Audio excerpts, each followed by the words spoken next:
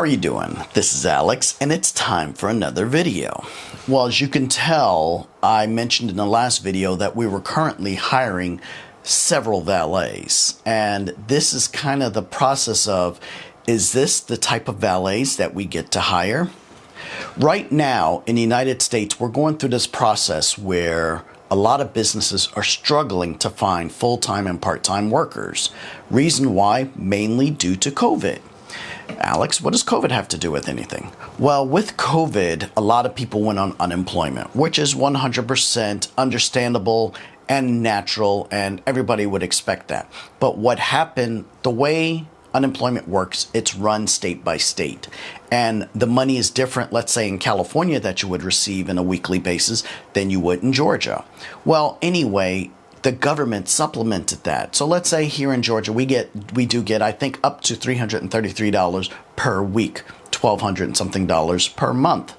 But what the federal government did and said, hey, you know what? We're going to add an additional $300 per week, which takes you to about $2,600 a month, which averages out to about exactly $15 an hour. Now, since COVID is starting to lift a little bit and people are now starting to go back and go out and go to restaurants and things like that, well, the unemployment hasn't. They're still giving that money at least until September of this year. So what does that mean? That means a lot of people are sitting at home, sitting on our couches, waking up at noon, eating cereal, and watching cartoons all day. What motivation do they have to actually get up and get a job when they're sitting at home making $15 an hour? To be honest, a lot of jobs are starting at, well, let's back up a little bit. Minimum wage here in Georgia is $7.25 an hour. That's minimum wage. And honestly, I don't know any businesses that pay that low. And even if they did, who's going to work it? Most jobs I see, starting pay starts at $10 an hour. Us personally, we are $10 an hour plus your tips. And as I said, tips can range anywhere from an additional $5, $10, $20 additional more per hour. But let's take that and put that on the back burner. Let's say a Starbucks. Starbucks is now starting at $12 an hour. I think maybe $13 an hour. We have Publix, grocery stores. They're starting at $14 an hour. Costco, the big box store, they're starting at $15 an hour, and they cannot find people to work. Every time you turn around, you're seeing people left and right having signs posted, now hiring, now hiring. How many of you people have seen those signs out there? What is it like in your states as you're trying to deal with this also? But here in Georgia, we are going crazy. Since COVID is lifted, so many people are more opted to now go out. They want to get back to their normal routine. They want to go to restaurants. And honestly, I got a phone call from one of my restaurants yesterday. They said, hey, Alex, the valet you had out here training on a Monday night was a little bit too slow. Our Mondays are equivalent to Saturdays, and Saturdays are really busy nights. Monday, I thought, oh, it's a slow night of the week, and usually it's honestly the slowest day of the week. He said every single day is like a Saturday at this restaurant, and I'm seeing it. I'm seeing it in the numbers. The valets are making incredible numbers because I don't know if people are sympathetic, they have all this money to spend, but the tips are great, and the valets are loving it. But we don't have the workers to work these shifts. My current staff, I love them to death, but I am working them way too hard and they're starting to get frustrated, and I feel bad about it. I am also working more than I really would like to. I'm out in the field more than I need to be, and it's not a complaint because remember I always said, inspect what you expect. So I am out in the field, but I'm tired. I'm really tired. People have said, hey, Alex, you look tired. You're working too much. But that's how it is. This is what we have to do. Well, to go back to the unemployment and the federal government and the state, or federal government versus the state, well, 26 states have now opted in this past week to opt out of the additional federal money. Well, Alex, why would they do that? You're basically taking money out of people's pockets or out of their mouths if they have to eat.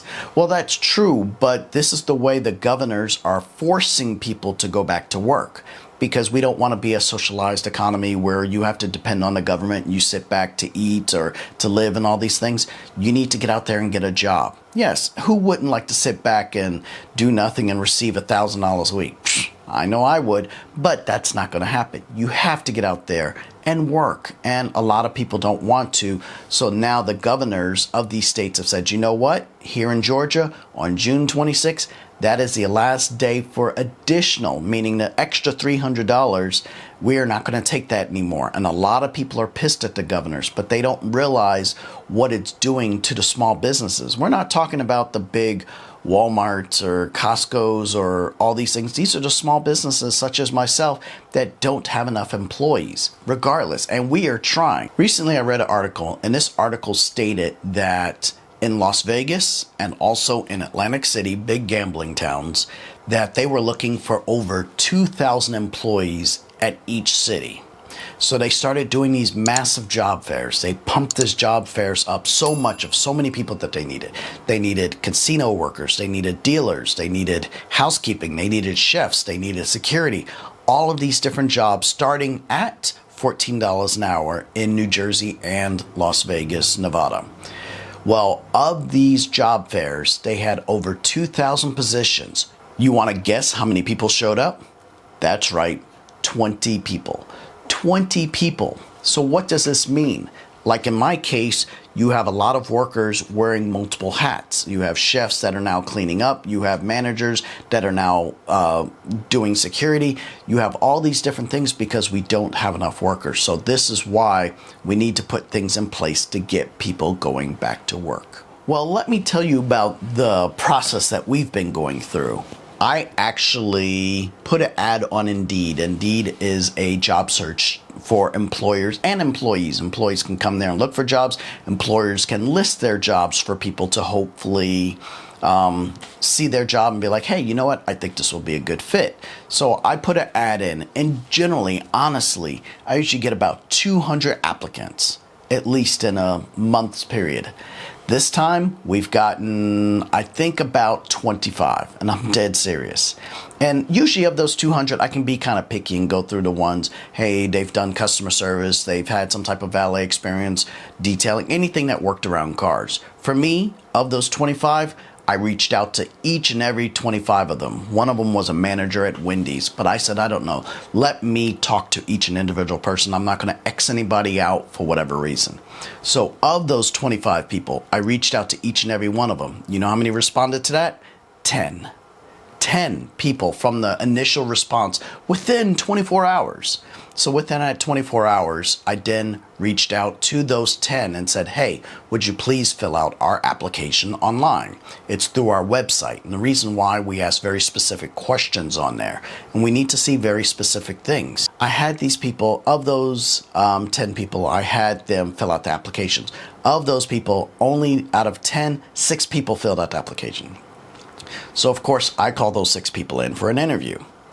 Of those 6 people, one person shows up.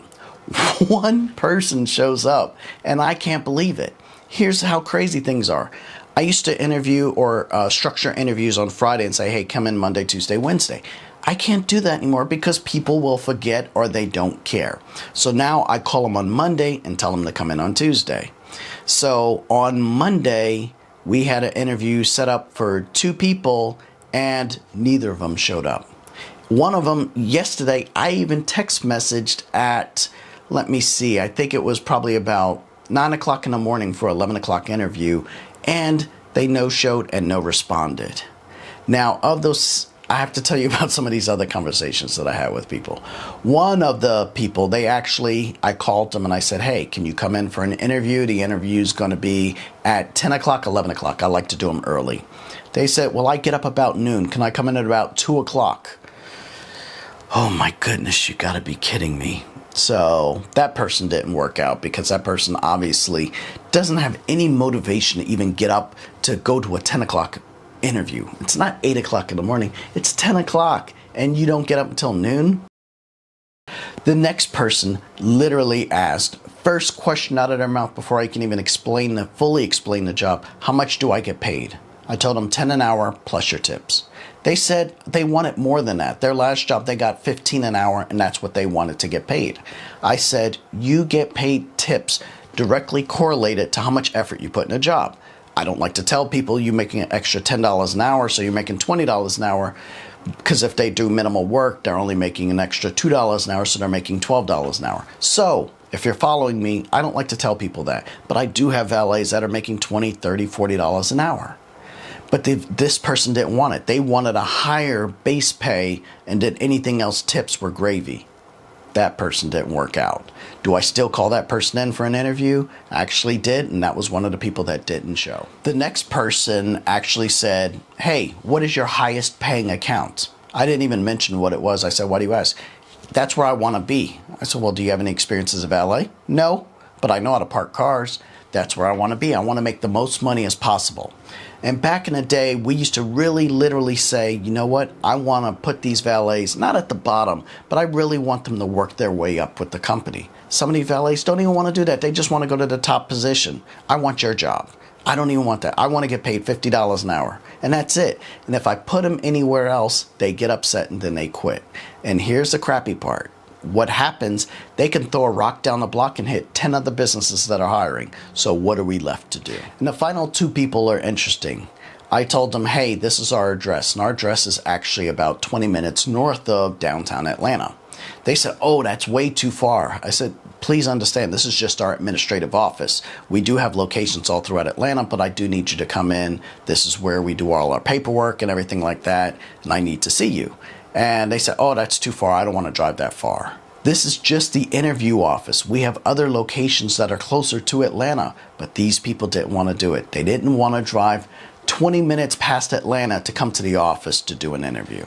So we did end up hiring a few people. The one interview that happened, that person did get hired, but we also got a lot of recommendations from our current employees who had their friends, cousins, or whatever apply. And honestly, those are usually the best bet, because their cousins or friends or whatever tell them what the job is really like. Nothing beats actual on-job experience, and that's what they do.